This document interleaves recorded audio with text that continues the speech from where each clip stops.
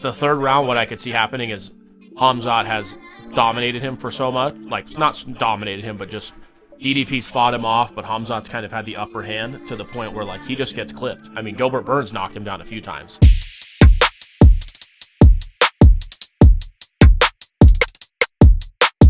Ladies and gentlemen, boys and girls, Wednesday, August 13th, 2025.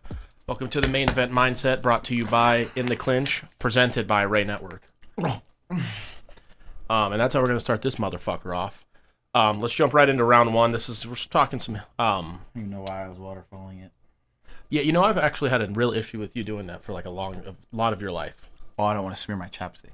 I'm just going to leave... Everyone knows what I'm thinking, but I'm just going to leave it to myself. No, what were you thinking? I didn't know what you were thinking. I know. You know exactly what I'm thinking. Anyway, I think kind of the biggest news as we get into round one here, where we're just talking, you know, maybe some hot takes, what's going on around the UFC, MMA world.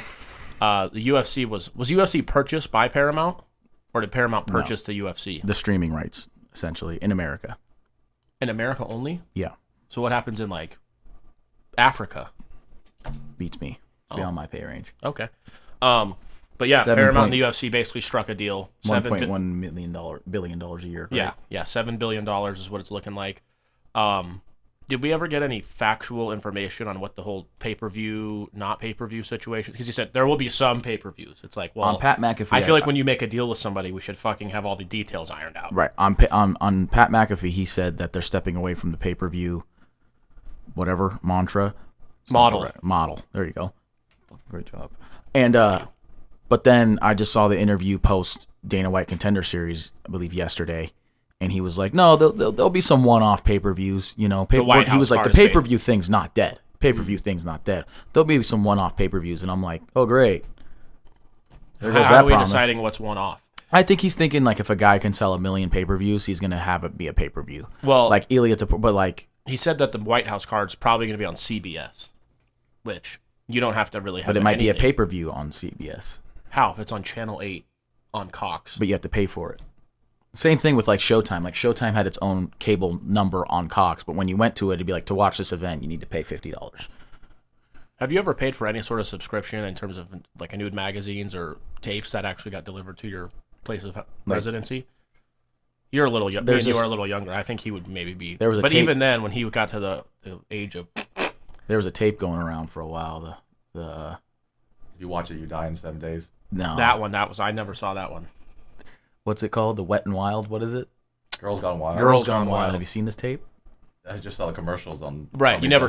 I used to sing those. When I was like 8, that was good enough for me to get a full boner.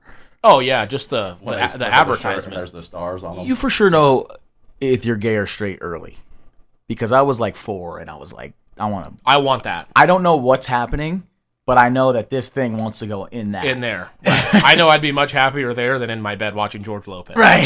First of all, no. Angie, the mom, or Carmen, the daughter, I would be like... Yeah, then the show would come back and I would just be fucking pitching a tent in my fucking bedroom. And me and Danny also shared a bed, so, call it what you want.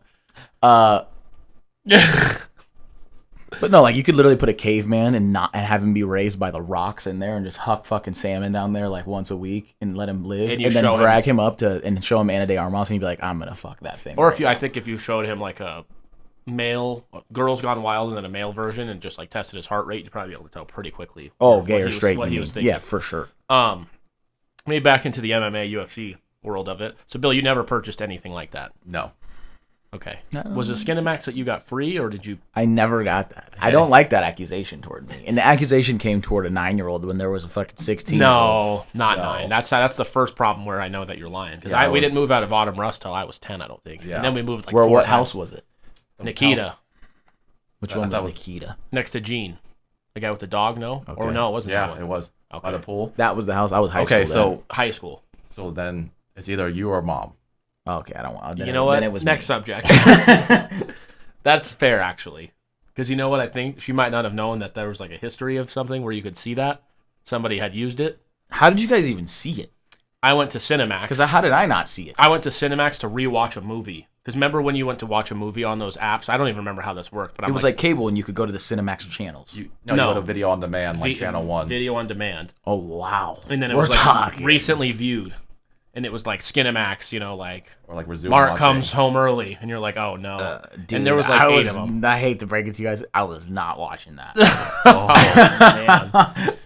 Jeez. Mom might have been lonely. Yeah. Jesus Christ. The anger sharks are And then you swimming sat in on my that head. couch after. Good God. Anyway, anything else in terms of like I wish I was. headlines or anything that we need to talk? They Just asked Tom fair enough. Aspinall. He's like, I haven't thought about John Jones, and I want to be like, listen, dude. First of all, You've done too much thinking about him. I think he's permanently embedded in your brain a little bit. They asked about fight him at the White House card, Yeah. and he's like, no, it's not going to happen. I'm not worried about it and everything like that. It's like, I don't think you make that decision. Right. Well, I mean, I can see from his standpoint right now, man. Listen, I'm just worried about my next fight. Yeah. That's okay. But I think he said, like, I haven't thought about him since eventually, he basically said he retired. like an ex-boyfriend. Right. I haven't thought about him in weeks. If they call you and say, hey, White House, we're doing it now, John Jones, he's not gonna say no. He wouldn't be able to. But also, I did want to say something real quick. I saw Dana White said, like, I can't trust John Jones enough to put him on that card. What did he do ever? He's held off the heavyweight division for the last fucking year. No, he said, I can't put him in a position where we risk him messing up the card. What card has he ever messed up? He gets in a lot of trouble. I'm not saying that. I'm saying what card has he had? What the week of the fight or a month before the fight has John Jones ever said, I'm not fighting or Listen, I'm hurt? He's Dana- done it when a guy got hurt, but I agree with that. Jones is out of it, so now Dana has to play hardball. Remember when Dana said Conor, he's going to punish Conor for throwing that dolly in the window, and then for the pay-per-view, what was in the promo videos? Right. And how is Conor not a risk to fuck the card up, but John Jones is? That's where I was kind of... I was just confused, because I never... unless I'm fucking... my memory's wrong, I don't remember John Jones ever like There's been two messing a cards. card up. One was Jones's opponent pulled out on like less than a week's notice, and he was supposed to fight Chael, and he was like, I'm not fighting anybody on short And then notice. Stipe Okay, but first that's time. not him. And then there was... He tore his pec. When he tested positive, but then... They switched it to LA. And they switched it to LA, but then they came back and said, well, it wasn't really a positive test. So it's like, that's on your drug testers. That's on That's Jones. kind of insane for like Vegas to be like, no, he did too many drugs, and LA's like, we allow that Listen. amount of drugs here. He's actually very good from our standpoint. Right. I just thought that I was maybe wrong, but I was like, I don't Like remember. Shara Bullet can only fight over there in like Saudi Arabia because they won't let him fight with one eye in America. I'm trying to think of a guy though where it's like let's say he said Arman But Sarukian. I It's was gonna say in recent memory he tore his pec and had to pull out of a card, which is like, I tore my fucking pec. right. And then like just the whole Tom Aspinall thing of like, this is who you need to be fighting, and he's like, no, I want to be fighting like Stipe or Alex Pereira, and they're like, dude. Isn't that Dana's fault for not stripping him, though? Yeah, Right. it is. My That's thing not was my fault. Dana it's said Dana's. I can't risk putting him in a position like that to mess that card up, and I'm like, I don't think he's messed a card up. But I think From if it's my booked and the point of view. contract signed, then yeah, I don't know what John Jones would do to Right. mess the card up. Here's my problem is Dana, Jones makes the most money at heavyweight, so you're willing to let him play with you. Jones knew that too. It's like if you would have, you should have stripped him and had Aspinall Yeah, gone. Fight for the title a year ago and said, Jones, you can either you can be the number one contender though if you want to show up, but you didn't want to do that. That's your fault. Jones Here's outplays what Dana you. White should have said. Hey, Dana, do you think you're going to have John Jones on the card? He said he's interested in it. To be honest, that card's a year away. A lot of things can change in a year. Right now, he is technically retired. I'm not even thinking about that card in terms of fights. We're just thinking of the schematics of how it might work. Probably beginning of next year, February, we're going to start really diving into the card because I have to see if people are alive. So very good chance a UFC fighter dies before the 4th of July next year.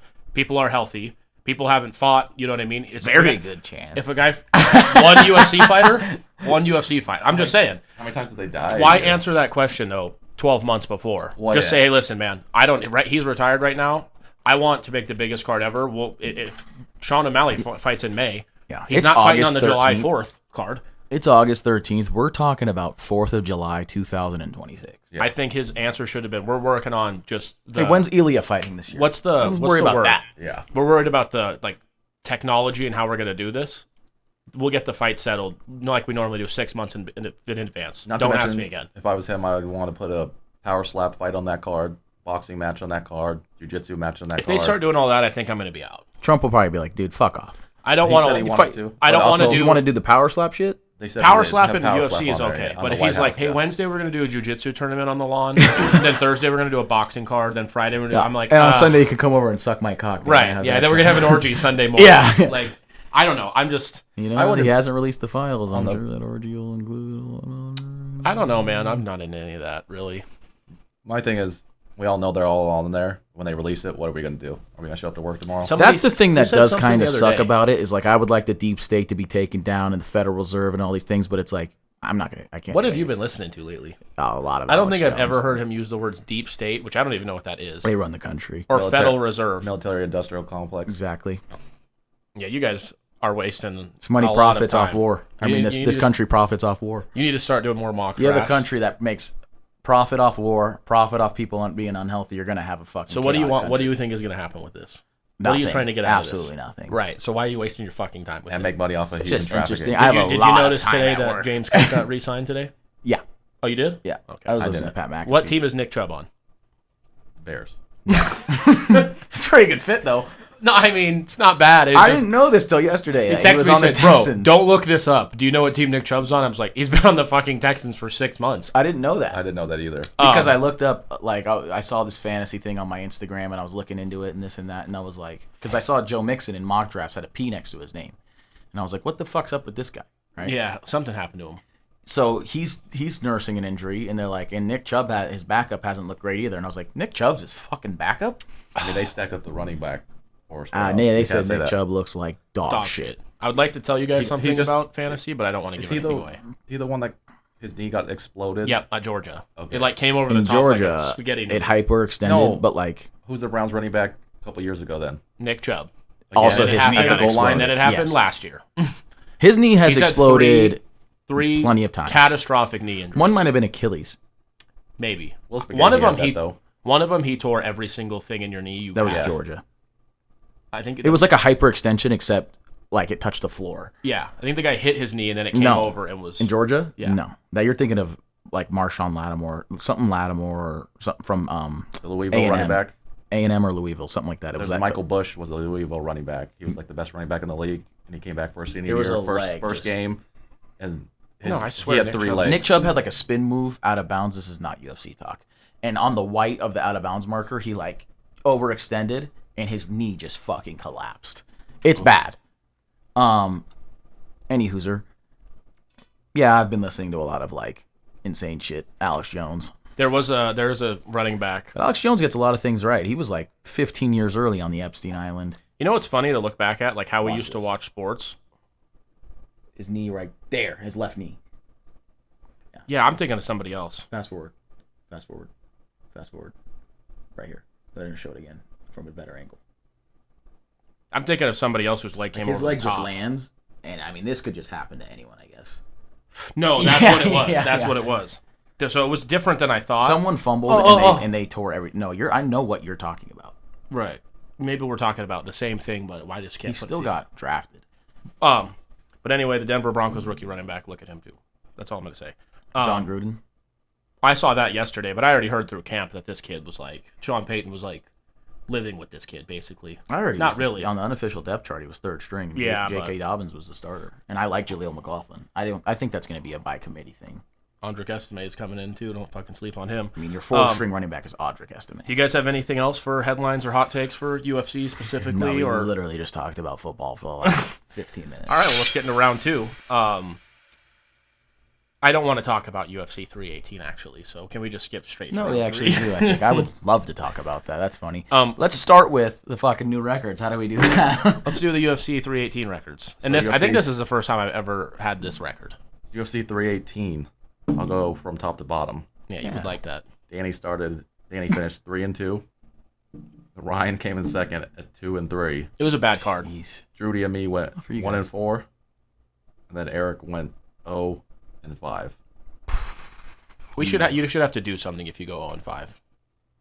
Yeah, suck the Punch guy's, me in the the arm. highest guy's cock. Just hit me one time. That's fair. We got to figure something out, though. We'll do something. Why would you want that? You would want me to get down on my knees and suck your cock. In all honesty, I would like that. I would have power over you for the remainder of my life. I don't think it would work as it would suck when I go in 5-0. Yeah. Oh. Yeah. Oh, jeez. Anyway, what did we think of the card? Here's what I'll think. As a whole. I want to ask you this. We'll talk about the main card. First of all, the last 2 fights of the prelims, I like those fights a lot. Brendan Allen and Marvin Vettori got fight of the night. And that then was a Vinny fantastic Kyler fight. was like 2 drunk people fighting, but it was actually kind of entertaining. I thought the card was pretty good, and then all of the underdogs that won on the fucking main card. If you put a parlay on the main card and hit it, it had to be plus like 30,000 or something. Only Because the first 4 just Daniel Rodriguez alone was plus 420. You know what I love when they say, if you put $1,000 on the first 4 fights, you would have won $150K. Who the fuck? How many people do you know that could put $1,000 on a guy who was plus 550, plus 185, plus 550, plus 425, and plus 180? All 4. Who do you think do you know? of the underdogs that won looked the best? Look the best? Impressed you the most as far as the underdog of the odds they had to overcome, and they looked good in the fight. Considered. It's kind of hard to say because I think Michael Johnson and Daniel Rodriguez are kind of in the same boat. Where it's I would say Daniel Rodriguez. I think they're in the same boat where it's like they're older guys. They were put on the card to kind of because they're brawlers, but at the same time, you definitely didn't expect either of them to win unless there was an injury. Even though they both looked fantastic. Even though Zell Huber was a bigger favorite than Holland was, if you told me Michael Johnson beat Zell Huber, I'd be like, oh. Or if you told me D-Rod beat Holland, I'd be like, nah. Something either he got hurt or he caught him, and I don't know what happened. D-Rod looked really good. Here's what I was going to say. If you told me Michael Johnson or D-Rod won, I think all of us would say Michael Johnson. Don't answer this. I think I already asked you. Billy, Daniel Rodriguez has 25 professional fights in his career. What is his record? You did, and I still don't remember the answer. It's like 20-5. It's exactly 20-5. That is a very impressive record. 13-12, and he asked me this question last week. I was more shocked that he was 38 already. I thought he was a younger fighter because he had such a low amount of fights. I think he could make 170. I think there's a bit of he's got some husks to him. That was at 170. Oh, it was? Yeah. I think he can. 155 is a push for 38-year-old. No. I think Dan Ige kind of sucks. He's the same story with him. Dan 50K Ige, he knocks out a dude that's unranked, and then he stays in the rankings, and then he fights a dude where it's like, this could actually put you 2 fights away from a title shot, and he gets his ass. I think when he took that fight on 2 hours' notice, I gained so much respect. I was like, I need this guy to win a couple fights, and I don't think he's won. Pitbull still didn't look impressive, but I did pick him to win because I just thought he could out-wrestle him, and that's exactly what happened. I didn't pick Michael Johnson. I honestly, looking back, Zell Huber, he doesn't impress me whenever he fights. Right. He doesn't have a lot of pop. I think his card, he was on the Sphere card.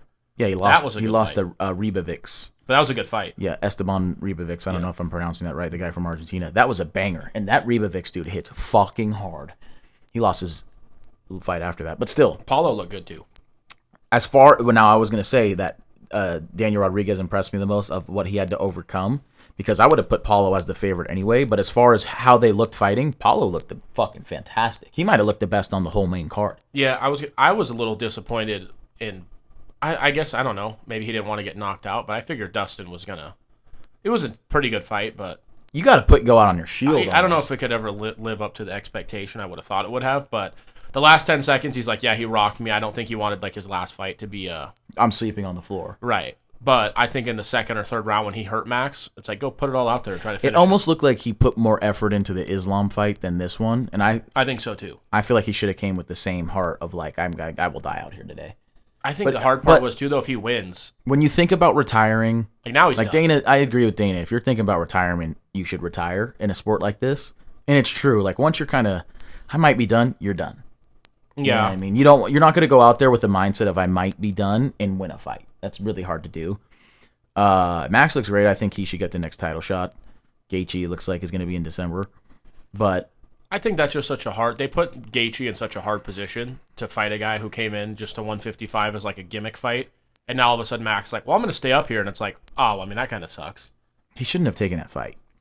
No, but I mean, but that's the thing is you reward guys for taking fights, but if they lose one like that, and of course Max Gaethje stays said up. that. Gaethje was like, I didn't need to take that BMF fight, but they needed something for UFC 300, and I did. Right. They owe me. He was like, I did a favor for them, and I agree with him too. But I also... Especially because I've won a fight since then. But I do think it is unfortunate for him that Max also has not lost and has beat a guy who just fought for the belt. And it's like, well, he did beat you, so why are we going to jump you over him? And here's what I'll say about Gaethje as well. Is he was signed up to fight Dan Hooker, right? Who's also a top 5 contender. And it's like, it was kind of number 3-ish or number 2-ish versus number 5. The winner gets the fight for the title, and Dan Hooker had to pull out. And then Fiziev steps in on like 12 days notice. It's like, all I can do is sign the contract to fight a top 5 guy. Right. If he doesn't show up, and I also stayed and fought a guy who I already fought and beat. Like I feel who like has since Gaethje could have said, then I just want to fight for the belt. Who has since beat another ranked guy. Right. You know what I mean? I agree with Gaethje. And now Fiziev is fighting Charles Oliveira. Here's the problem, though. None of them are beating Ilya, so it's just like, cool. Just might as well. That's my thing is just say Gaethje. Like, stop fucking around and just say Gaethje, because it's like, Patty does not deserve it yet. No. That was ultimately just, in my opinion, Gaethje will sell more than Arman, and Arman kind of, whereas the UFC owes Gaethje one, I think Arman owes the UFC one. Here's what you do. Arman versus Patty. Right. And then Gaethje fights for the title. Right. That's very simple. That's what I said to to Mike. The only issue is what do you do with Max? Maybe Dan Hooker? That's what I think. Just hard. It's a good problem to have that there's That's a lot of actually people that perfect are in solution. contention. I think so, too. You could even do Max Charles, but Charles is fighting Fiziev, which is a great another one of those Charles contender is type just done, fights. though. Charles and Fiziev, that's not a number. The winner doesn't fight for the belt. I don't think Charles would beat Max at this point. No. Max and Dan Hooker is like, hey, winner's fighting for the belt. Hooker, maybe. That would be a good fight. And Gaethje, I just don't think he can. Charles is done, too, I think. You know who we need back? Michael fucking Chandler, man. That guy just puts on a fucking show. But I want to see him fight like a Conor would be absolutely perfect. Right. For that guy to go with Conor. Like, you could actually win this fight. No, I just mean for entertainment value. Oh, yeah. He could win it. He could win any fight, really. I think he could beat fucking Ilya on a given day. He would just have to. No. He would just have to have a. At this point in his career? No. I'm just saying. No shot. I'm just saying there would, if they fought 100 times or 10 times, I think Michael could get him once. At this point in If he their fought careers, perfectly. no. But I'm just saying. I think me and Danny have said it. I don't know if you were listening, Billy.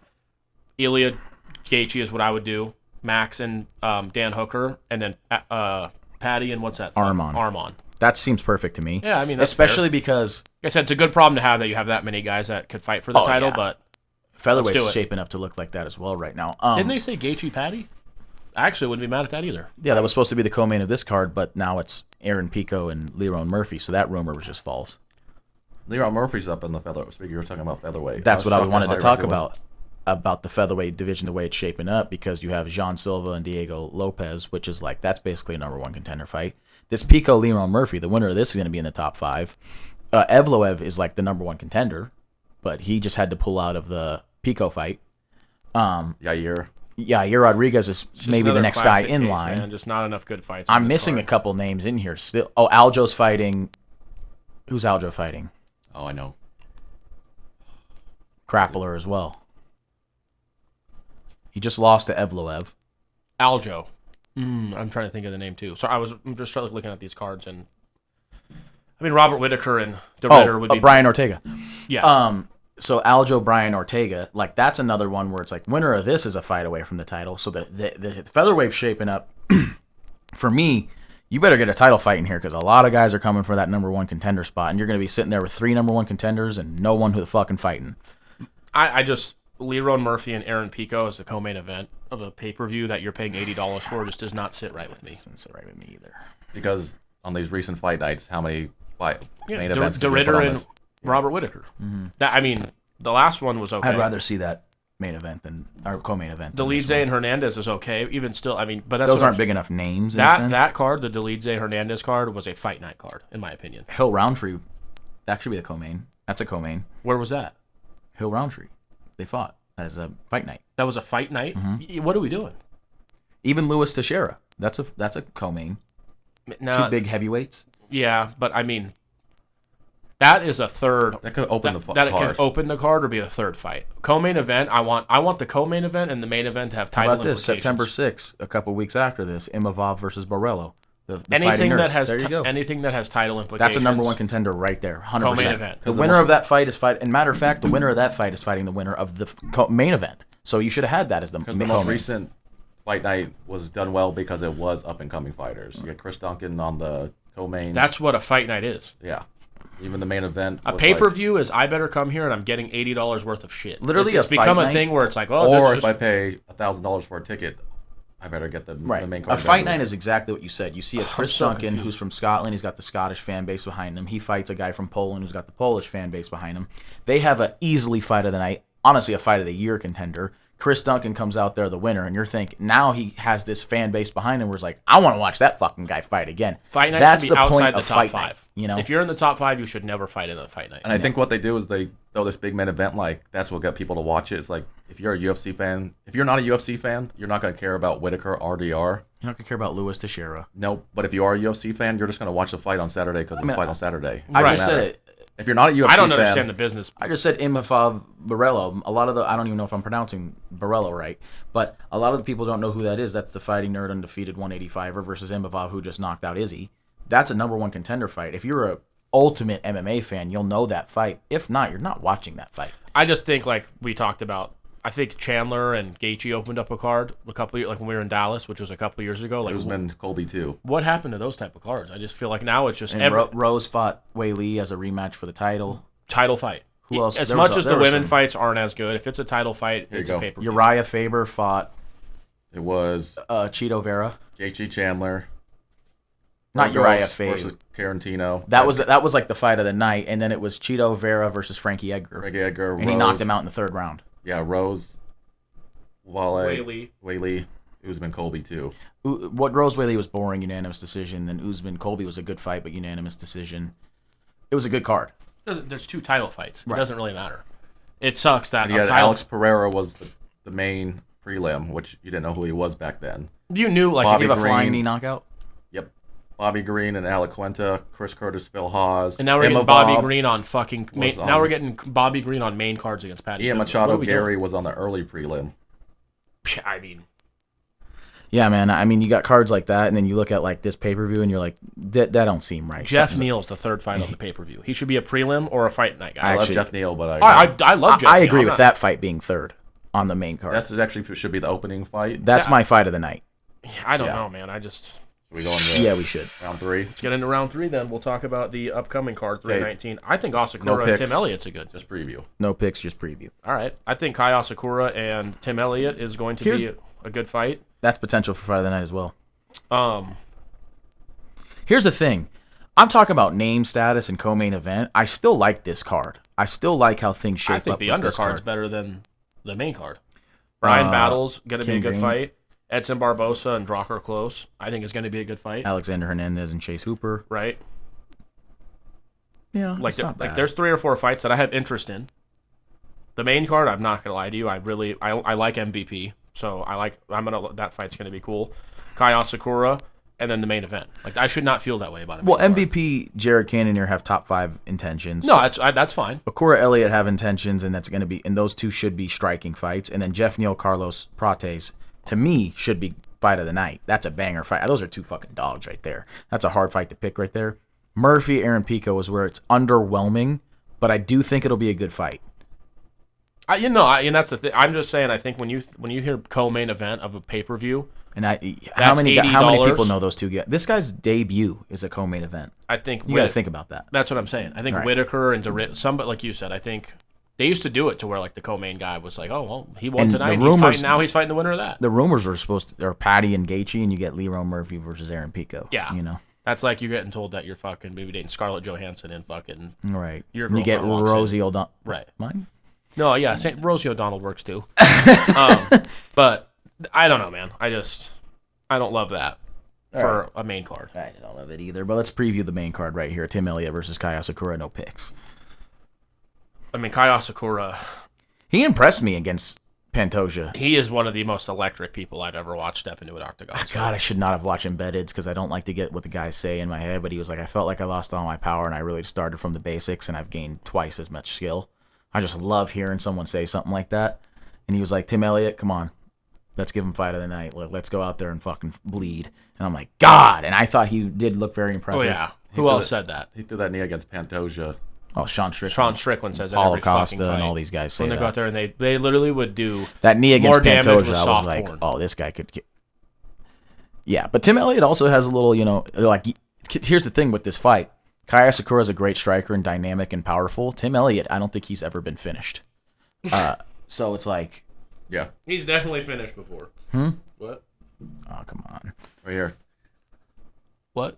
3-1 TKO, 7-6 submissions.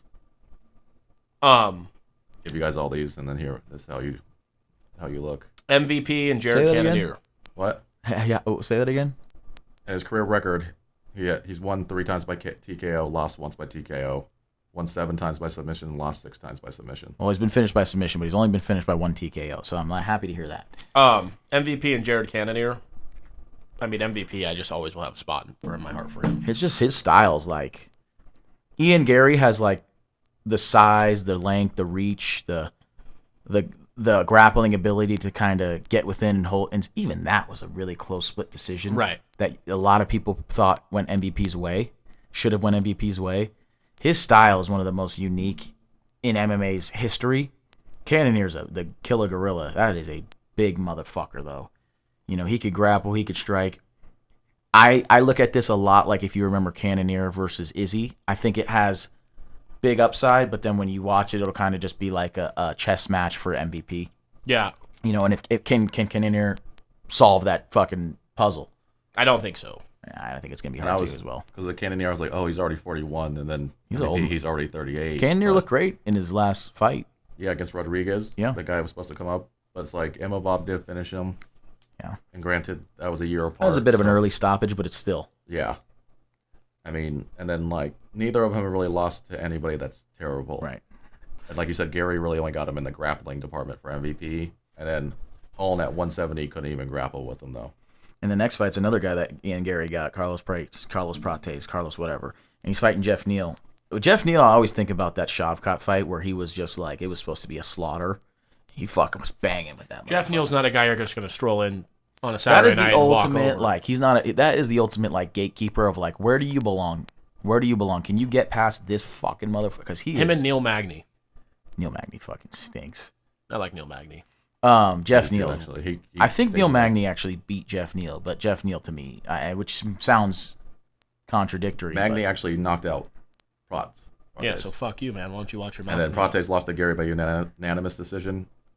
Neal lost to Gary by split decision. Yeah, so fuck you. Prates lost to Neil Magny in his most recent fight. 2 fights ago.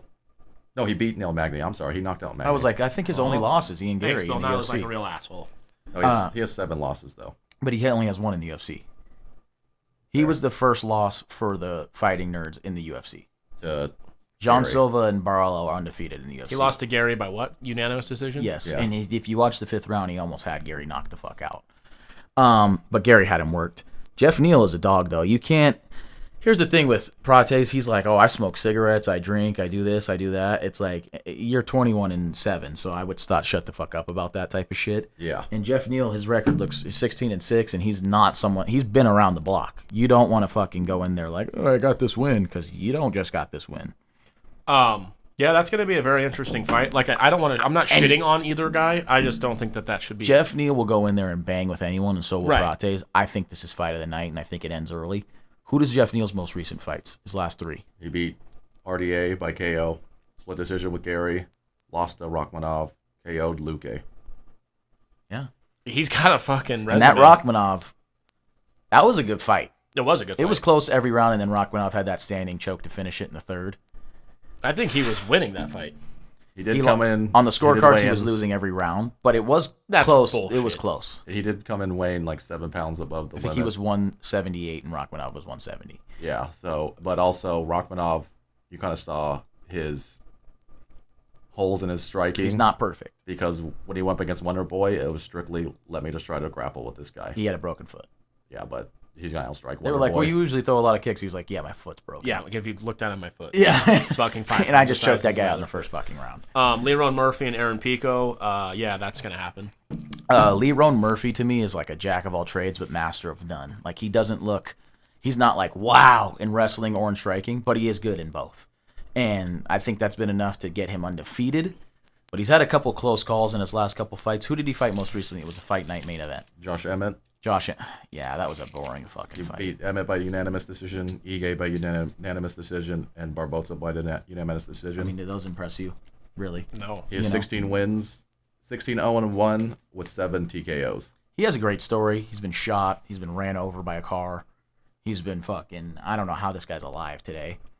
But here's my thing, is Aaron Pico, if you've watched him, he's also a jack of all trades, kind of master of none, but I think he's got a step above Lerone in both striking, power, and wrestling. Like, I don't see where Murphy's going to kind of outdo him. But at the same time, it's a lot like Ian Gary versus Shavkat Rakhmonov. If you remember, that fight was very close and very competitive. And Ian Gary said, I feel like I came out of this looking better than Shavkat because people thought this guy was unbeatable. No, I showed he could. I talked about that. And he could have gone Gary's way. Maybe, arguably. Right. I thought he won 1 round and lost 2. But this is a similar fight where it's like Shavkat in this is Pico and Gary would be Murphy, but it could easily go Murphy's way. This is going to be a tough one to score. What's the odds on this? I imagine it's not more than minus 200, minus 190. There you 190 plus 160. Yeah, so that's a close fight. That should be, to me, on paper, it's the closest fight of the night. And then Geoff, Neal, Murphy last fought in April. God, this is it. Pico hasn't fought since last February of 2024. He was supposed to fight Evloev. Granted, he's only 28. He was supposed to fight Evloev. And what's his record recently? Because I want to say he hasn't lost since like in 5 or 6 years. His last loss was 2022, but it was due to an injury. What about that real loss? Oh, man, I'll have to go back further. Yeah, he hasn't lost in a while, and Murphy hasn't lost ever. I'm looking at this card because I said... Hair to shoulder, and then he hasn't lost a real TKO flying knees in 2019, and that was 7th professional fight. 6 years ago. So he was 4-3 then, and now he's 13-4. And that one is an injury. So he's kind of on a 10-fight unbeaten streak. I remember watching Bellator. He was kind of like the prodigy. Like, this is going to be the up-and-coming, and there was always like... You ever seen this kid fight? Space between His striking is fucking clean. Probably not. I mean, I'm sure I might have. I mean, God, I thought Patchy Mitch looked good, too, coming in this fucking...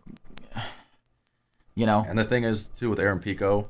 They had the audacity to put that guy front row at the last pay-per-view. He's a piece of shit. He should have been mopping the fucking floor. Yeah. Because fucking rat. Chandler and Pitbull, you could argue they're too old. Patchy's 31 and Pico's 28. Patchy has no excuse for age. Yeah. Pico's this is in the prime of his career right now, entering the UFC in a co-main event. This is a very close card, especially MVP Cannonier, Prates, Neal, Pico, Murphy, and the main event. I think even is a fucking coin flip as well. I don't think it's that close, but I wouldn't be surprised if one person won that I'm going to tell you next round. Thanks. I almost gave it away. What a breakdown. Yeah. Hamzat DDP. God, dude. Can DDP survive the early round? He's getting taken down. Here's the thing. If you're going to watch this fight, within the first minute, he'll be on the ground. And Hamzat will be on top of him. I don't know. Sometimes these fights, these guys kind of... Darren Till took him down. Feel each other out. Robert Whitaker took him down. I think Hamzat's best shot is to do what he did against Kevin Holland. And the first time he sees any sort of... Because you don't want to just run like Ben Askren at somebody's fucking knees. It worked against Robert Whitaker. But I'm just saying, I think within the first minute, Hamzat has to... He better not try to Gilbert Burns this shit. When he was training with Darren Till, he was like, I can strike. I don't think so. The thing is, he couldn't handle the ground with Burns either. But that's because he's sat there for 2 rounds trying to fucking strike with him and shit. I think if he would have came out and sprinted at Burns' legs, now he would have taken him down. I agree. Here's the thing: is how you go to the ground is up to you. Burns could have got him in his guard, and now you got a fucking 4th-degree black belt. Yeah, and I always remember that kick to the chest by Burns. He get fuck out of here. I kind of think Burns won that fight. I think Burns did too. I had Hamzat, but it was here's very the thing. close. Burns' MMA jiu-jitsu is completely different than other people's MMA jiu-jitsu, where Burns is like, I'm going to be aggressive. My thing with Khamzat is, how do these guys always get these guys back? And like he basically gets everybody in a rear naked choke. You're looking at the fight and you're like, oh, great, he's on his fucking back again. This guy's the champion. This guy's the number one contender. Listen, fuckface. What he's going to do is put his arm under your neck and take his other arm and try to wrench you. How do you let that happen every time? Well, then you tuck your chin and he breaks your face if you're Robert Whitaker. I just, the chaining of things, it's like you can tell when somebody does something, Habib and these guys have an answer, but it's like, why don't you guys have an answer? When I do this, they're going to adjust to here. It's like, I don't know why they're so good. So when you have an answer to that answer, they have an answer to that answer to that answer. That's the thing is, and their motor and for them, it's natural. Like Conor in that first round against Khabib, it was like, oh, he went and attacked his ankle, then it's like, yeah, but for the next 15, 20 minutes, that's not how this is going to go. Right. You're going to be Conor looked great in the first 3 or 4 chains. But, like, have you seen... But Khabib, when you've been doing this for 20 years... Forrest Griffin, when he breaks down the Habib-Conor fight, he shows, hey, Conor defends this. Get out of there. Okay, he defends this one. Get out of there. He goes, if I'm his coach, I would have been yelling, get out of there, because Habib's going to get you. He goes, in terms of grappling, Conor defended this great. But then he got to the 8th. That's what I'm saying. He's like, once you stuff it and you have an out, get out and reset. Don't stay with these guys. No, it just sucks though because let's say that. Imagine how bad that fight would have been if Khabib went to take him down 36 times and got him down like 4, and Conor fought it off and then he won by decision. So I'm kind of glad it went the way it did because it was pretty sick. But it's like a Merab and was it Jose Aldo where he tried to take him down like 34 times, and it's like, dude, yeah, he like succeeded none. I don't want to watch that type of fight. But also like with Conor, that's if you're just gonna come run at me and I have like I can get away from that. I mean, you have to do that. You have no other choice. Yeah. That's what I would do when people's like, he's running away. I'm like, yeah, I don't want him to take me down. I'm resetting. My problem with Khamzat is like the COVID and the health issues where he has like one lung essentially. This is a 5-round fight. You better finish him in the first 2 or 3. Yeah, because he looked bad in the 3rd round against Usman. And granted, like Eric and I talked, somebody mentioned he might have known it was 3 rounds. Right, that's 3 rounds. thing. So maybe like you don't. That's like you should be ready for 5 rounds and then 3 rounds. Usman had 12 days notice on that fight too. Yeah, but Usman, and I want to throw something nothing there. Can be prepared more than experience. Burns as well, that was at 170, and you look at the size of this guy and this going into this fight, how the fuck did he make 170? He is huge. He is fucking How massive. tall is DDP? They're probably, DDP's like 6'1", 6'2", and I think Khamzat's like 6'3". No, that's no way. 6'2" and 6'1". That's not true. Yeah, I mean, like 5'8" and 6'4". Roman Kopylov is listed at fucking 6 foot, and the guy's 6'9". Right. So I don't believe that. Because if you saw the video yesterday of them, unless the angle was terrible, if DDP is 6'1", Khamzat's 6'4", 6'5". Hey, look, and he's a stocky fucker. Yeah, that is a strong. You want to get into the picks? We can get into the picks. Yeah, I think we've broken it down enough. All right, let's get round 4 kicked off with some picks. Bill, you want to give us the overall break down the 318 records again and what that put us at? So 318 again was Eric was 0-5, Drudy and me 1-4, Ryan 2-3, Danny 3-2. That is a bad card. Overall, we've gotten to Drudy at 16-14, Danny and I at 18-17, Eric at 19-16, and Ryan at 13-7. Wait, I'm still leading? I didn't think that's There's right. no way. I feel like that was before this card, perhaps. I feel like we were tied and one behind him before this card. Yeah, I think that was the case. Could be wrong, but I want to say that I'm in the fucking lead now. That's all of that. I'm more concerned that it's inaccurate. Am I wrong? Oh, yeah. Yeah, so Okay. fuck you. I just said the same thing. Because you were prior to the last card, if you go watch the tape, Eric was sitting here going, "You've had a bad year," and I was like, "I'm gonna fucking We have had a bad year. Rock your socks this fucking coming up card, and I'm gonna do it again here today." Yeah, we're going to find out. I got a feeling we're gonna have a lot of the same picks here. I don't think so, because I So might we have got to do the, something off the wall. That doesn't mean you're gonna win. Well, going with all the favorites last time, besides Did Dustin, not did work. not work out. Yeah. Do you want to make your pick for the first Kai Asakura and Tim Elliott? Well, what I'll do really quickly is Ryan has selected Asakura, and Drudy has also selected Asakura. I am going to third that and take Asakura. I'm gonna fourth that and take Asakura. Bill? I'm going to fifth that and take All right, Asakura. so everyone's on Asakura there. I'll just give their picks before, and then we can... Second fight, we got Cannonier and MVP. Ryan is taking the Killer Gorilla, Jared Cannonier. Drudy is going to take Michael Venom Page. Bill, who you got? I'm going to go with MVP on this one as well. I think he just outpoints him. Daniel? Man, I think it's going to be MVP, and I think it's going to be outpoints him as well, kind of convincingly. He could knock him out, I guess, especially because his age. It's a bit easier to knock an older guy out, but he's so big, I think he could take a good shot. And MVP's probably lost a good amount of that pop in his late 30s. Watch Izzy versus Cannonier, and I think it's going to be kind of the same fight. Yeah, I agree. I'm going to take MVP as well. It's just hard to figure that guy out, I feel like. Third fight, both Ryan and Drudy are going to take Carlos Prates. Like Danny said, that fighting nerd thing, he was the first one to lose. Who are you going with, Dan, in this fight? I'm going to go with Prates as well. I think he, like I said, he was the first one to lose, and he still looked like he could have finished Ian Gary. I'm going to go with the finish here as well. Jeff Neal's a hard guy to knock the fuck out, but Prates throws. These guys are going to throw, and I think it's going to end pretty early. If there's one fight that you put a gun to my head and said one of these fights has to finish, I would go with this one. Prates. Bill? I'm actually going to go with Jeff Neal here. I think just, like we said, he's the gatekeeper of the division, and I just think that somehow it's one of those where when he comes in as the underdog, somehow he pulls it off type of deal. I'm going to agree with you on that one. I'm going to take Jeff Neal as well. Okay. Not you. I wouldn't want to agree with me.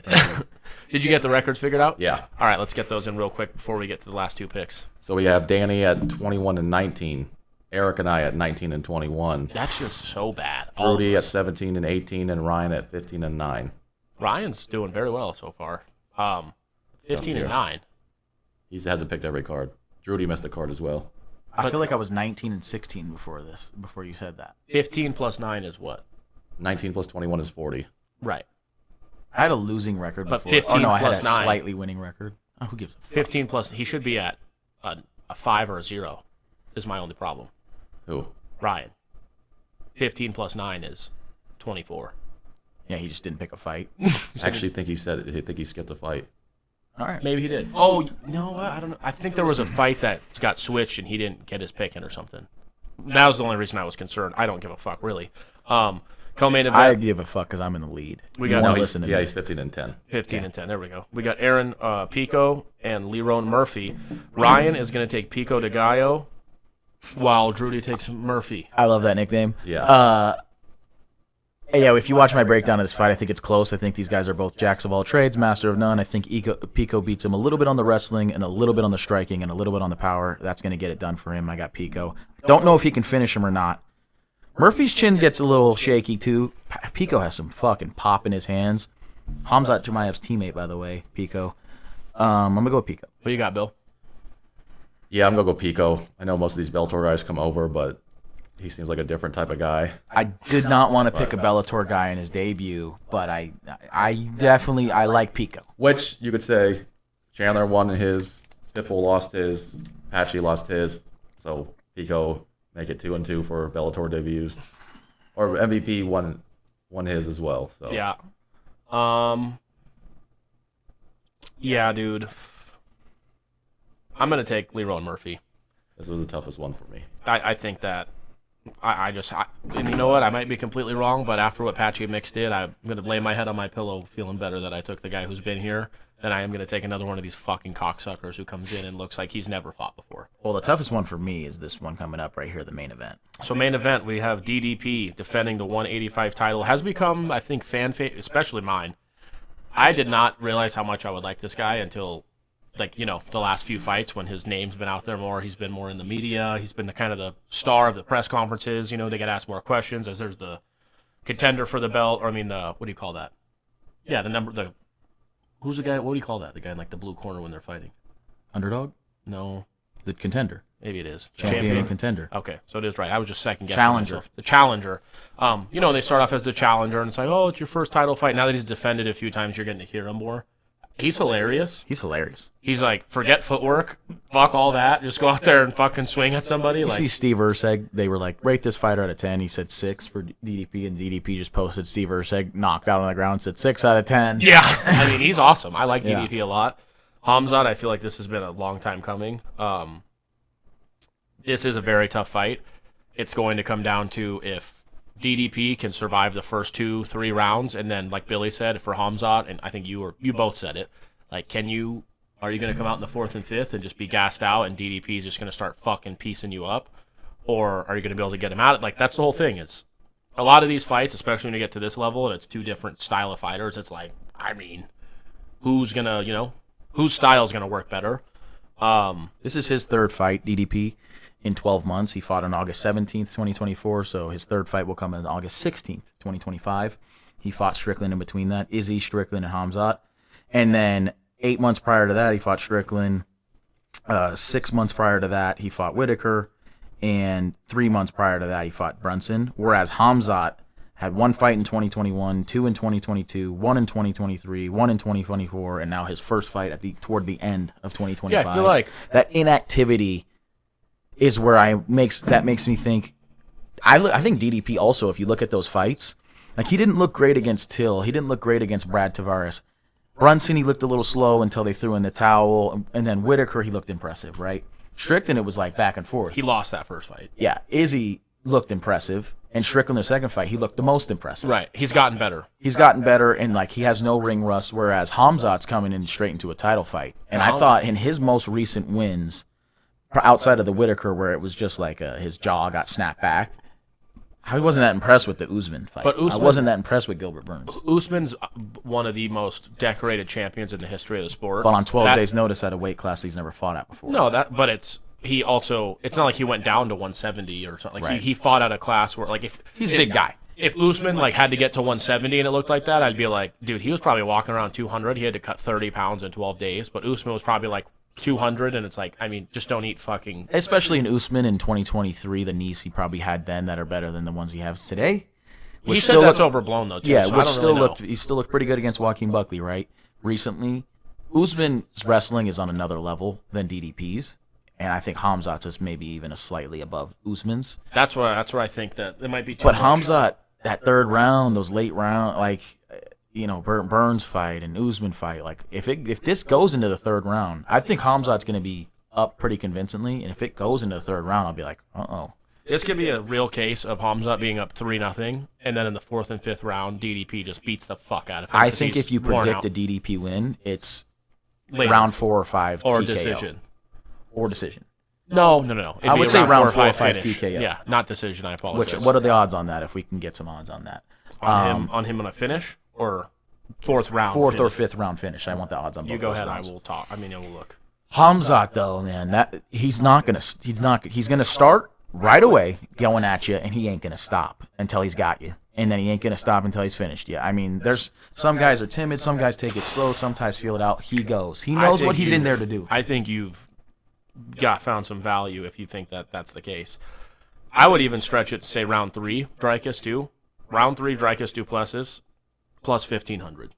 Round 4, Dricus Du Plessis, plus 2,000. And round 5, Dricus Du Plessis, plus 2,500. I wouldn't stretch it to 3 is because Usman didn't. I wasn't really in fear of Khamzat getting finished there, but it was like, oh, if this goes another round, Usman's might My get it. only thing with why they would put 3, if it's plus 1,500 and you bet 100 on each, You're gonna win money. Regardless. you're winning. Oh, like if you threw away $200 to not win 1,300, just because it's not going to probably be the first 2 unless he just gets clipped, and it's unfortunate.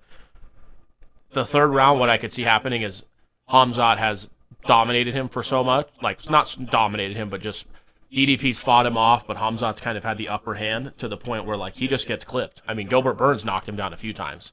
So I just think throw 3 in there just to be safe. It's the only thing I'm saying, but I do like the. There was a lot of clinch exchange and striking and forward movement from DDP the whole 5 rounds of Strickland, and at no point did he really look like he tired out. So I'm not really worried about his gas tank. So I do like DDP in rounds 4 or 5. I don't think it gets there though, and I'm going to go with Khamzat Chimaev. I think Khamzat plus 225 in the first round is extremely short. Just by finish? That is extremely short. Because if I think this is literally what I think. If Khamzat's going to win this fight, I think he finishes him in round 1 or 2. If DDP wins this fight, I think he finishes him round 4 or 5. I think it's really unlikely it goes the distance, and I think round 3 is a kind of a round where if it makes it there, that's Khamzat's last chance to finish him, or it starts to lean toward DDP's way. We could be completely wrong, and Khamzat could just ragdoll him for 5 rounds. I just don't know. Fantastic. I haven't seen that out of him before because he hasn't fought a 5-round fight, so I'm not going to rely on that. Ryan and Drudy both picked DDP. You said you took Khamzat. I got Khamzat. Bill? And by finish. I think that if you're in DDP's corner, you have to watch the Whitaker fight and say, if he gets you, just Bite survive. him. Oh. Or bite him. Don't try to move position and then get somewhere where he can get your back. It's more like, listen, unless you see an opening, we lost the round. DDP knows he's going down. Yeah. He's even said it himself. He's like, I'm going to go down on my terms, though. Yeah. Which I love. I don't know if it's going to be on your terms Yeah. as much as you might want it to be. And it's one of those where I think a lot of people just want DDP to win because, like we said, he's charismatic. He's a fun guy. Got to get your emotions out of Love this fight. him. And then with Ryan and Drudy riding with DDP, it's like Pick It's with really your brain, funny boys. with Ryan, not like in a bad way. It's just funny because when he likes a guy, he tends to not like go away from him. Me and him both have like Khamzat from when he started. Yeah. And now but it's a testament to DDP because DDP is fucking awesome. Like this now, if you would have asked me 2 years ago, if you would have said, hey, in 2 years, this guy DDP and Khamzat are going to fight for the belt, I'd be like, fuck DDP. Like, I don't know that guy. Or, like, I've seen him a few times, but whatever. Now I'm like, damn, I don't really want either of these guys to lose. Like, he has really grown on me as a fighter and a personality, really. And you have Khamzat who fought September 2022, October 2023, October 2024. Now we're in August 2025. But at the same point, we've seen his skill. We've seen the pressure. It's way too much. It's one of those where... And with those fights, I think Strickland, he didn't look great against Costa. He didn't look great in the second fight against DDP. In my opinion, this is maybe insulting, but Strickland's like one of the worst dudes to ever hold the title in 185 history. I agree. Izzy's out of his prime. He's been knocked out since losing to DDP by Imavov. So those are his 3 title wins. Other wins that are notable are like Brunson, who never did shit, Till, who never did shit. Robert Whittaker, who is a notable one. just removed his teeth from his You mouth. finished him in the 3rd round when the fight was back and forth until then. 2nd round, and the fight was back and forth until then. Khamzat took 30 seconds. I thought DDP was beating the fuck out of Whittaker. In the 2nd round. Yeah, maybe. Well, It was it's 2 rounds. It's really not back and forth. Yeah, right. But 30 seconds to 2 rounds is a bit of a difference, And too. I think we've seen, though, with Whittaker that I think he's past his prime for sure. I think Khamzat's a whole nother step from these guys. You know, That's what I think all those guys, yeah, they're the top level. Well, Khamzat's the next level. I agree. I think it's one of those two where I think as fans we're just sick of that style. Which style? Khamzat's. Hamzat, Oh, I'm the not at all. Islam. He's minded either. He's a different style. I wouldn't give Islam that style. I wouldn't give Khamzat that style. Khamzat was knocking the fuck out of Listen, people. I'm not sick of it, and my biggest thing is if you don't like it, stop it. Yeah. I'm just you saying stop for it, me, if you- Khamzat could. If you told me Khamzat stood with DDP and beat him, I wouldn't be surprised. I'd be more surprised. I'd be like, I can't believe he didn't try to take him down.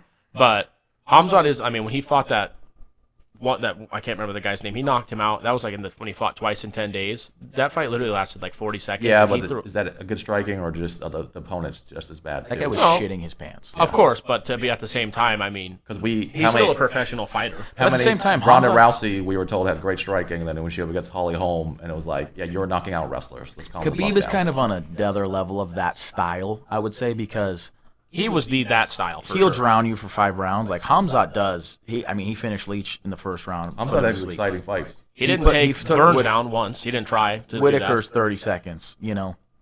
Holland was 30 seconds. He's never not taken anybody down in less than a minute in his UFC career. That's that. Yeah, insane. I mean, I'm just saying, like with the Burns part of it, like he will give you a brawl if he's not afraid of that, or he's not like Khabib. Like his coaches said, they were like, stop fucking striking with Conor. Like I don't think Khamzat's coaches will be that He's like mad at Islam for it when he strikes. right. So, Islam goes out there and bangs. I love but Islam. I'm also taking so everyone's on Khamzat here. I'm on Khamzat. Danny and Drudy and Ryan Bill? are on DDP. He's on Khamzat. Or did you pick? Yeah, Hamzat. Okay. Yeah. I'm fine if DDP wins and I lose this one because I like DDP more, but I'm not gonna pick DDP because I like his personality more. I've just always And been on the train. It's just like I don't like Hamzat's inactivity. if there's an X factor, You in this can't fight, if you win this fight. He has to fight in the next 6 to 8 months. If there's an X factor in this fight, it is just like DDP goes out there and fights his fight, and it like somehow works. Like you saw breakdowns of like he's actually a genius. He's stepping in here, and DDP was like, "Yeah, I'm not knowledgeably doing any of that. I'm just fucking Right. You know what I mean?" And I'm like, drunk this that guy's entire a champ who's got But who's also- won 3 title fights. Is he maybe just saying that? Maybe. And he really is one of the smartest fighters. Imagine 5 years from now, he's like, "Oh, I just said that because I thought that people playing would-" possum. Right. I would be- Sandbagging. I think so. I think he's one of those guys where he's like, oh, you can tell he's a guy that likes his beer, likes to fuck around. He's just kind of like, oh, I don't know what I'm doing out there, but it's like Handsome lad. you I'll admit. you took down Izzy multiple times and got to that choke. It's like you had a game plan and you stuck. He to knew it, what type he of was thing doing. like Yeah, that doesn't look like a guy who's out there just fist fighting thing people in the is- street. That was calculated. He's a big 185er, but Hamzat, when he saw that video, it's like, how did he ever get to 170? And that's why he didn't get to 170. Right. Tomorrow we're gonna see when they face each other on Thursday at the press conference, and Friday they'll be shirtless and all that. You'll get to see the whole. I'm sick of getting just the. I want the whole load. Remember that Paul Pierce? Yeah. I'm sick of just getting a taste. But you're gonna see, like, you have to look at that stature, because when it comes to a wrestler and with that type of. People can say, "Oh, well, there's technique involved. It's not about how big he is." Khamzat is technique is flawless, and he's that strong as fucking shit. big. Listen, that makes a difference. That's because there's weight classes for a reason. Right. Hamzat, Habib's probably better skilled than Hamzat, but Hamzat outweighs him Would by 50 fucking pounds. ragdoll. I don't Hamzat tell- is big, long, thick, Girthy. veiny. But yeah, I think that. I did like, Honestly, I would not be mad if it's a great fight and DDP wins. What I just really don't want to happen is there not be any excitement or any sort of like big moment. Like I want a big moment in the fight. I would be totally fine if DDP rocks him, maybe even TKOs him, or if Khamzat kind of. I just don't want it to be a minute or 2 minutes in and Khamzat chokes him out. That would, but I think that's probably the most likely. That's where I'm option. leaning as That's well. where the odds are telling you it's the most likely option Yeah. as well. And I did think it was funny when DDP did the whole, when they met each other, did the whole Tom Aspinall hand on the shoulder, check the reach type of shit. Is that? Do you think like that? Do you think that was calculated? Yeah. It's like, listen, you're reaching at me to see how long I am. I'm gonna be in your fucking shorts, trying to rip your fucking Adam's apple. I'm not trying to stay out of your reach. Right. I want to be on top of you, pounding your fucking head in. That's Khamzat's style. Khamzat's style is not really playing the whole distance game. That's what. I don't like. They say read my reach all you That's want. my thing. You know what I'm excited for? I Him don't think at he's the gonna press conference tomorrow. These are some good shit talkers. Actually, I've liked Khamzat since he's had a baby.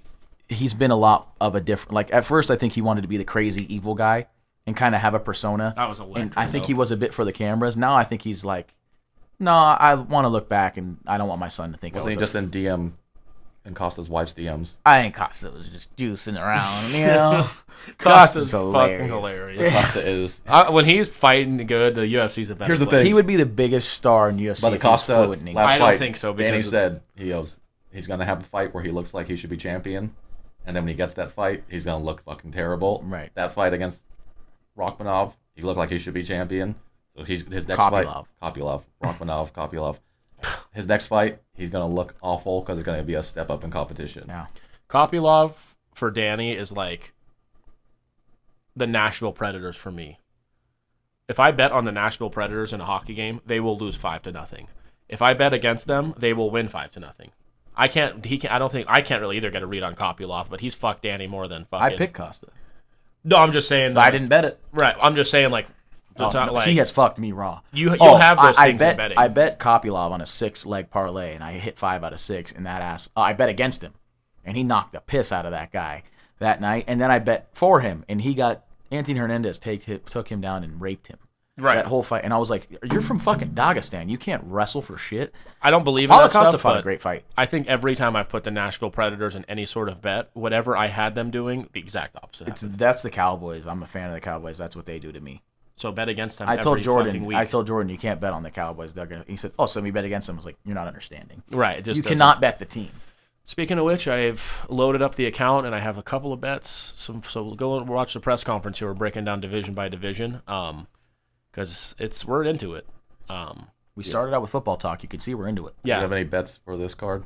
Oh, glad you said that. It's kind of tough because I feel like with the Khamzat DDP fight, the value is going to be on DDP, but I really do think that. I hate to sound that. Could you look up the odds real quick on the first 4 fighters I picked? I hate to sound that confident on a 4-leg parlay. I do think I've hit those perfectly, though. Give me the 4. Asakura.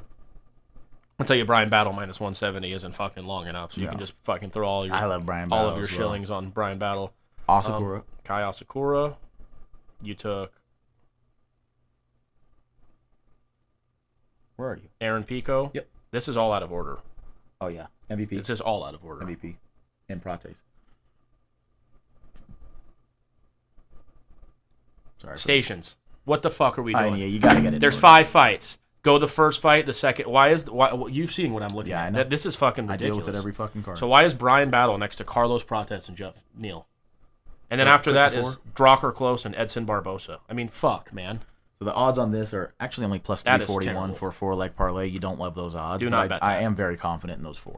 Only way I would bet that is, Do some sort of finish in there or something. or if you're just okay with knowing you're getting bad value on 4 big favorites. Right. In terms of bets, I mean, I'm going to fucking lose my mind here in a second. Geoff Neal's probably the best odds for underdog. I picked Lerone Murphy plus 165. I probably personally won't be betting that. Yeah, Geoff Neal plus 205. Let me see on that fight, actually. I like over 2.5 rounds at plus 125. For Geoff Neal? Mm-hmm. I think that fight goes to a finish. You're also pretty bad at betting, so, Plus 155 to go the distance. That's why I don't bet it. My picks will go way better when I don't bet it. And I'm not going to bet it. So you guys should just follow my picks, and I won't bet it. I promise you. And you know what? Sometimes what's the best bet, Dan? No bet. There you go. Took you a little while to What's get the there. best ability? Availability. That's right. Um, Riley Leonard. To be honest, I would say if I were just to concoct something here, Bill, for you, I would put Brian Battle with Kai Asakura with Khamzat. 3 legs plays you 202. Don't love it, but Yeah, I don't really. I guess the answer is I don't love bets on this fucking card. Which that's not a bad thing. There's weeks in the NFL I don't bet, and most of the time I'm like, I'm glad I didn't because I would have just been forcing it. Let's get into round 5. Let's finish it off. Some trivia. Thank you all for watching. Make sure to like, comment, subscribe. All right. You know, even when you let us know that we're mentally retarded, I laugh at them a lot of the times. But I just need a little more. I've asked a lot of questions. I don't know if that person who talked about the Jets came back at us, but you know, just give us some reason. I'm not going to be mad at you. I might swear at you and say things about your parents or something, but I'm all about a good conversation. Bill? We can disagree. Let's do it the trivia. Yeah. Yeah. Because I'll get pissed. Go ahead. If you read the comments. No, it's just because, like Eric said, people have a lot of fucking opinions on here, but they don't want to share. They dislike our opinions, but they don't want to share their own. And then, like, the biggest thing is, like, people will see our predictions, and then we'll get one wrong, and they'll be like, how'd that go? DDP finished him in the first round. You thought it was going to be Khamzat. It's like, you didn't have the balls to say that before. Yeah, you didn't say one thing. After the fight, then you pick. And you're a genius. Hindsight's 20/20. You're a genius when it comes to hindsight. Go ahead. Most UFC middleweight title defenses. Top 5 guys. Middleweight title defenses, Anderson Silva. Number 1 with 10. Israel Adesanya. Number 2 with 5. That's insane. Frank Shamrock. Franklin. Rich Franklin is tied for 4th with 2. 185. There's definitely an older guy in there. Tied for 4th with 2. Not older than Silva. Not older than Silva. Okay, I was thinking around. Tied for 4th with 2, then DDP. DDP. One more guy with 3. And not older than Silva. You said he's not older than Silva. Oh, my God. Oh, Chris Weidman. Chris Weidman has 3. They're boxing. Yep, Anderson Silva and Chris Weidman are boxing. I didn't know that. Yeah. I just figured it out a couple days ago. Yep. That was an easy one. Come on. Yeah. Anything else? Yeah. Total strikes landed in their career, UFC top 5. Max Holloway. Max Holloway's first with 3,907. Before we say a name, because I want to try to not have people call us retarded. Longevity people. Donald Cerrone. No. See, that's crazy. Jim Miller. No. So you got to pick the guys that have fought a lot. See, but like if someone says you're an asshole, it's like if you fought 50 times. Where was my mind going? I'm going to give you number 3 is Darren Elkins. Okay. That was my next guess. So Dustin Poirier's not on there. Man, who has fought a lot? Total strikes? John Jones? Man. See, that's crazy. Anderson Silva? He's knocking people out, man. That's the hard part about this. You got to pick a guy as crazy as Usman is 6th. Damn. Ground and pound, I guess, huh? So we have who? We have Max at 1, and that's it? Elkins at 3. Elkins at 3. And then we need 2, 4, 5. Are they active? We need 2 and tied for 4th. 2 are active. 1 is retired. Was the retired one a champ at any point? Yes, in 2 divisions. Randy Couture. Fuck. Conor McGregor. Damn it. Daniel Cormier. This is pissing me off. Amanda Nunes. No. God. Chuck Liddell. All men. No. God, that guy fought. Oh, Frankie Edgar. No. Oh. And now I'm fucking pissed off. 170, 185 belts. Well, now we should definitely know this. Not GSP. GSP. Fight for 4th with 25.91. Well, this looks horrible. Tied for 4th? That's crazy that 2 people are tied. The other guys with the exact same amount of strikes. The other guys are still fighting, both of them? Yeah, one guy's at the end of his career, though. Okay. I guess you say both should be. One's a gatekeeper, one's a former champion. Well, I mean, Jeff Neal's obviously on there. We just haven't. This is a bad guess. Is the gatekeeper Stephen Thompson? No. Jeff Neal's division. I love Jeff Neal. Is that the former champ? Fuck. Yeah, you could say that too. What do you mean you could say that? Did he hold the belt or not? Interim champ or something? He's in this division now, but he's the former champ at 155. Oh, now we have to get this.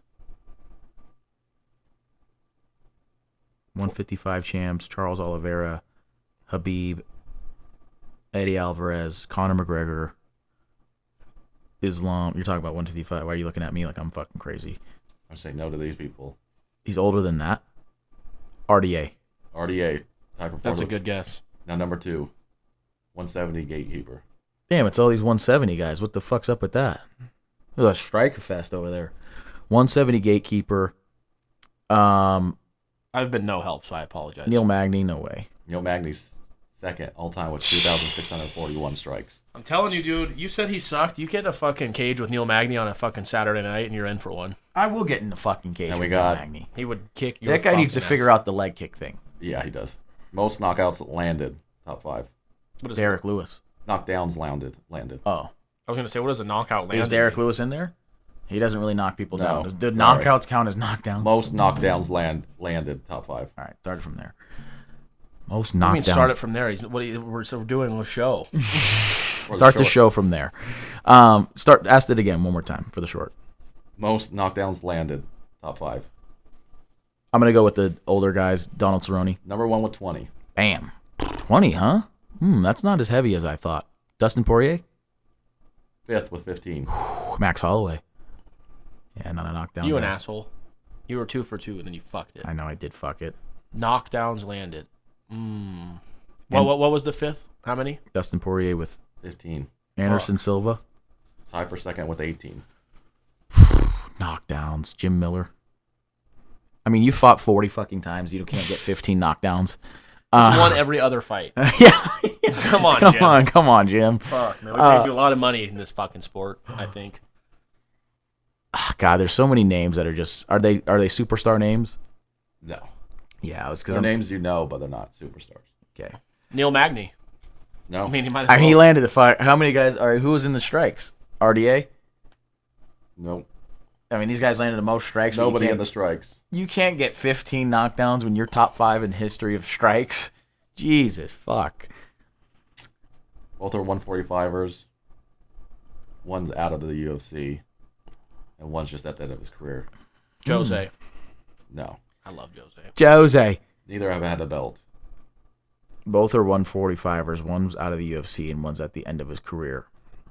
Cody. That's a 135er. I think he's 145 now, no? I Or he think went back down he's to 125. Gotcha. I think he went down to 125. I don't think he went up to 145. I have no idea. Sorry, one is a lightweight. Currently. He used to be in the UFC. He was a lightweight UFC. Other guy is a current featherweight, used to be in lightweight. Moved down later in his career. Moved down later in his career. More about his kicks. Ooh, Edson Barbosa. Edson Barbosa. 4th Fuck. with 16. He's actually a very exciting fighter. He is. He is. He's on this card. Yep. He's still kind of got it too. He actually physique looks better now. I don't care how good you look. Daniel Cormier's physique looked like a shit. That's true. He's probably on steroids is what I was trying to get at there. Fair. And this other guy's a retired 155er. He didn't retire. He just I know who it let is. his contract go out. Go ahead. Nate Diaz. No. Fuck. He let his contract go out. The UFC just didn't re-sign him. He's been doing more of like boxing. He just did bare knuckle, I believe. Oh, Mike Perry. I think he just came back for a one-off fight, actually. Who the fuck is that guy? I know who you're talking about too. Is what's crazy. He went to bare knuckle and then he came back for a one-off fight. I just gave you a hint. Oh, it's Jeremy Stevens. Yeah. Yeah. For second all time with 18. Hey, Really? he does crack. You know what I mean? Like when he said, "I'm the hardest hitting 145er," and they asked The worst Connor part like, is the next sentence after was the greatest sentence in UFC history. Yeah. So it kind of just "Who the fuck is that guy?" yeah, it kind of just like when you do something insane but somebody outdoes you, yours automatically gets pulled. You're like, remember I did that though? It's like, yeah, but Connor's great too. I saw an interview where he was like looking over all his old clips, and they were like, "Did you know who?" He's like, "Of course I knew who Jeremy was. He's great." He's like, "I just was fucking perfect to say that right." I mean, that's when he was in his prime. The shit Right. talk. Who the fuck is that guy? it's always good when a guy looks just natural. Like DDP when Izzy said, I don't care if it's from a show, but he's like, whatever that means. Like, Right, yeah. It's like, because you can tell, like, with Sean O'Malley or something, or like, Colby, definitely, where it's like, dude, that's just not. Right. Like, Connor When literally you go just in kinda there like, with a script, or you're like, "What would be good to say right here?" and especially with that situation, because Jeremy Stevens, there was no real thing between him and Connor at any point. So for him, Jeremy Stevens to say that and Connor just to have it like that, like, if like, let's say Aldo said something and it's like, hey, Connor's been fucking running laps around this guy for 6 months. Jeremy Stevens to say that and then Connor to hit him with that is like, that's a level that no one's been on in terms of shit talk. Like guys say something to these Chael Sonnens and Connor, and they're like, "I'm witty. I'm here. I'm ready." Like Aljo and Cejudo, when they fought, it was like they all had like a script to say, and it was like, dude, this is so annoying, And that's what you're saying about DDP. I do love that guy's fucking hilarious. It won't ever be the same as Conor, but he has that type of humor and that type of wittiness where it's just like, like it's just right there. Right. He just hits you with it, and then you're like, fuck. I don't know where he's from, but I'll show him who he is. Whatever that means. Whatever that means. And then just like in his face too, he was like, it was legit. Like, I mean, yeah. I don't really know what to say to that because that's fucking weird. Right. O'Malley's pretty good with that side too. When like Strickland said something about his wife, he's like, at least my dad didn't fuck me. Yeah, well, see, I think Sean's good when he doesn't think too much. Right. Because when he did the stuff with Cody Garbrandt, when he was like, the guy, 2015, he hasn't won a fight since 2015, and it's like, okay, we knew you were ready to say this. Peter Yan, when he saw him he looks like a Russian hooker the way with his hair. He was like, "You got anything to say?" He's like, "Nah, it's pretty good." Yeah, like so that's like he's good. I feel like, but at some points, like it, my favorite, they're just a different level. Kevin Lee, when he was just going off, he's like Michael Johnson's fought 30, talk about killing somebody. He's lost half of them. Ain't killed a motherfucker yet. And Chiesa, tell your mother to buy tickets. And he's like, but what made it better was him just walking over and punching Chiesa. Yeah, Kevin Lee was actually goated. He was great in his prime. He was just. Yeah, he just very exciting. His too. coach killed himself. Yeah, I liked Kevin Lee multiple times. Yeah, it's hard to kind of come back from there. But he was awesome. There's some guys that if you look at their records at the end of the career, you're like, we should do a top 5 all time your personal favorite, and specify. Mine why. would be just fucking. It would be too like. It would seem like I became a fan 2 years ago, and really I've been a fan for fucking. Well, that's what years. I'm saying. You got to think about it and not just pick guys right now. But I would I love. Go back. I do love watching. This guy lives in the moment. Go back in time and put yourself when you were watching, like me. Anderson. Connor's in there. Conor, John Jones for me are both in there. Right. But I'm saying like Anderson Silva would be in there. I did like watching Forrest Griffin. Right, that's what I mean. BJ Penn, like that guy, he was in there. Like when I really think about it, I'm like, do I like watching those guys more than I like watching Elliott Poirier? Well, right now you're watching. That's that guy knocks people the fuck out, though. I feel like what I'm trying to say is the sport has just evolved so rapidly in like the 10, 20 years.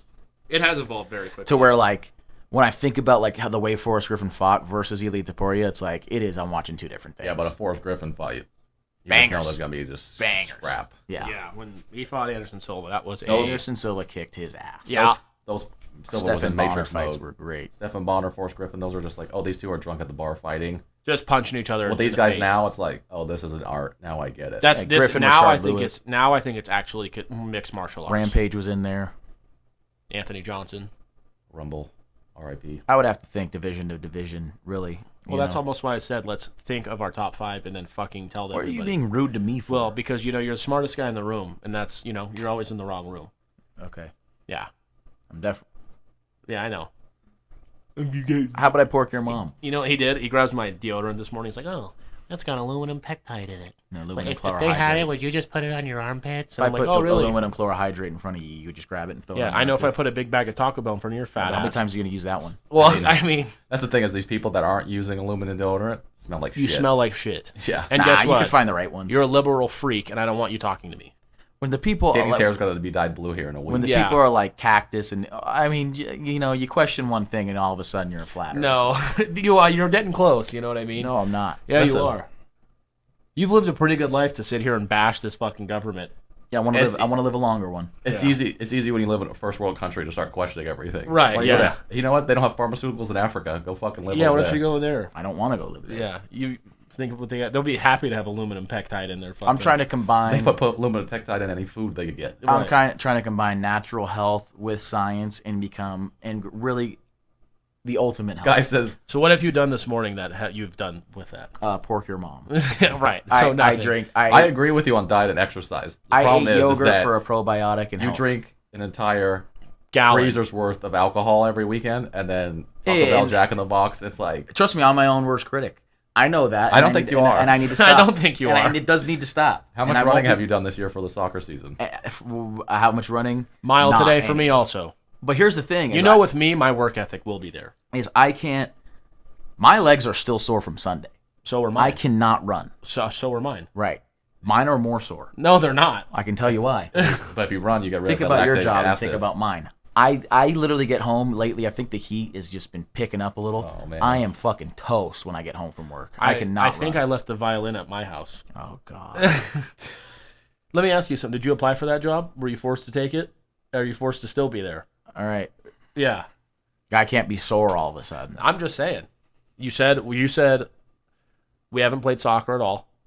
The team, we're not in any shape to win a championship, and that's what I came here to do. And I'm going to be the bad guy at the end when I'm mad that we didn't win the championship. I've been making mistakes with the Taco Bell and the drinking. All right? But Our it's done with you. grandfather Hey, started smoking cigarettes at 12 years old, lived to 79. Right. Drank every day. yeah, he had Alzheimer's for the last 5 years of his fucking life. And Yeah. he lived to 70. I'm Yeah, trying to but live to 122. Didn't remember the bad times. I was going to ask him something, actually. Hey, you'll see me make mistakes, but you'll never see me quit. No, that's fair. I'm not saying you're going to quit. What was I just going to I say see to you you? quit. I won't drink. This is my new plan. I'm not going to drink this weekend or the weekend following. I will be drinking at the bachelor party. I will be drinking the following weekend of my birthday. The next time I drink after that will be the 26th for a wedding. After that, it'll be 2 weeks later for Shane's wedding. And after that... You've only just said you're taking a weekend off where there's nothing planned. Right. What you would do if you were a real fucking man. You're not going to drink this weekend No. when everybody comes down for the fights. Yes, I will not be drinking. He's not even going to be at the fights. He's going to be fucking be on a picking date. fairy dust up at a dinner. Damn, I didn't think about that. And how old are you turning? 27. That's a big year for you to celebrate. Have to drink. Big 2-7.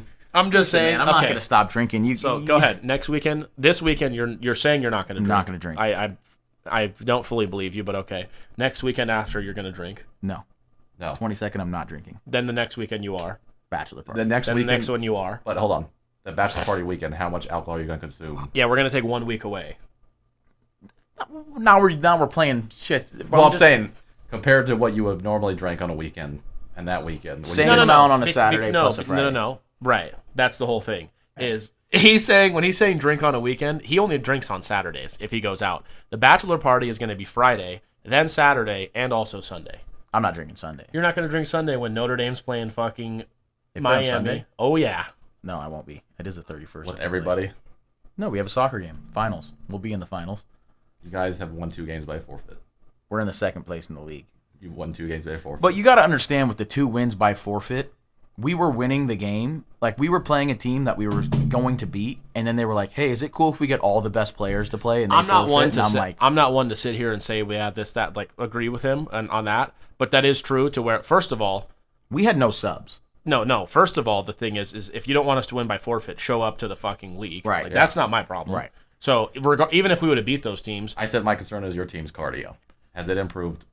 mine has improved. I think mine has improved as well. And you go, I think the reason I'm more 50 sore is straight because minutes. I was going harder last game, and then I went to work. Like, I feel like I played more last game than I have, and then been going to work and doing physical shit, and I'm still sore. Yeah. Because I wasn't sore after the last couple games because I was already getting used to it, but this one I'm fucked. I saw somebody with a LeBron Nash interview, and he's like, yeah, if I'm really into it and going hard, I work out like 5 days a week, a couple hours a day. And somebody goes, that's your job. Yeah, right. Like, why are you talking like you're going above and beyond? It's like when Luka Also, the lost game weight. before, in the second half, we were winning, I think, and I went into goalie because I was like, they told us right when the game started, this team forfeited. In the second half, I was like, well, because Jesse doesn't like to play the field because we have a better chance of winning with him in goal. But with us forfeiting, I was like, well, you just go out there and play because this game's already in. And we didn't realize in the last bag. game we forfeited till after the game. Yeah, I think we would have won that game if Jesse remained in the net. The first game? Yeah. Yes. This last week we didn't do anything like that and we lost. Girls were fucked, though. We won the first half and then tired out. But that's another thing is where it's on, It's on us. Right. But tired out. Is that why you want to not win a championship because you were too tired? right. And we will only have 2 girls for the playoffs. And it won't be Tori. For all the whole playoffs? Yep. Her last game is Sunday, When does she go to where she's going? 22nd. 23rd. Saturday. Not this Saturday, but the following. Is she going to be gone for your birthday? She gets back September 1st. So basically, we've done all we can do to get second place, and then our second best player is gonna leave. And you guys are going to be wasted on the 31st. You think I'm the best player on the team? Yeah, you're best player on the I have the fucking most team. goals amongst guys. That doesn't mean you're the best player. That means you scored the most goals. Yes, it does. When you think about it, like when it comes to the whole thing of soccer, there's no chance you think you're the best guy. I've just been showing up and been the best guy. No, that's fine. Listen, I'm not gonna deny the most goals. Show me wrong. Prove me wrong. Score more than me on Sunday. How about we could do this? I'll come at you with the ball, and Okay. you can come at me with the I'll ball. stop you. You can't score. I can score. I'm a poacher. You're gonna score. I'm on me. gonna score. That fucking little fucking Somali pirate couldn't score. You're on talking me. about a different And you style can't of even game. use. You're not going to score on me, but I'm not going to score. I'm not an individual player fancy with the ball, but I'm going to You're be the in the most right fancy spot with the ball. I'm going to be in the right spot at the right time. You were here with a free kick. 2 of our teammates were here, and we had 2 people wide open, and you tried to fit. First of all, let's you tried end to the fit a podcast. fucking circle in a square. And he tried to call me out for it, and Ryan was like, "No, that's a really good idea. Actually, I didn't see Tori make that run. So why don't you suck my fucking dick?" That wouldn't have worked. And It what was going to happen? Would have been on Ryan's right foot, and he can take a shot. He's going to take a shot there. He has a shot there. I don't think he does. Okay. Just me and Ryan do, but if 2 people But are what I'm on, saying then is, what would you have thought was more likely? Jess, we think the pass to Jess would have got there, and then her shot, or and Jesse. what? Then we just have the ball back in our area off a free kick. No, we were in their side of the field. What would they have done with that ball She would have shot it. from midfield? Could have. And what? Their team wouldn't have got the ball right away like they did when We would have with got an your easy pass. save. I like the odds of us scoring if my pass gets through to that versus that one is much higher. If my pass gets through, and I Right. thought my pass was going to get through because I thought we were on the same page and we weren't. Well, that's your first problem. Okay. Got anything else, Bill? Dan? Mm-mm.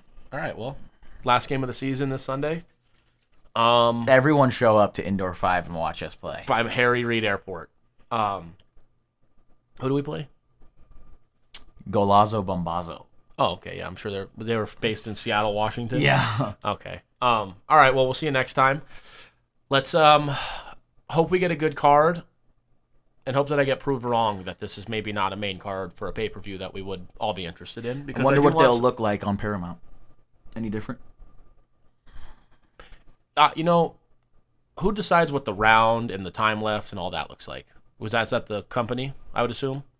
It's interesting. Probably. So it's going to look different for sure. I don't think the graphics or anything will be different, but do the commentators become different? Do they get to decide on that, or is that a UFC thing? I more so meant like Imagine will Jim the- Nance will called the it a cards. Will the scope of the cards be improved? No. Okay. I think they're getting worse. Okay, good. But all right, yeah. We'll see you next time. Have a good day. And go run a mile.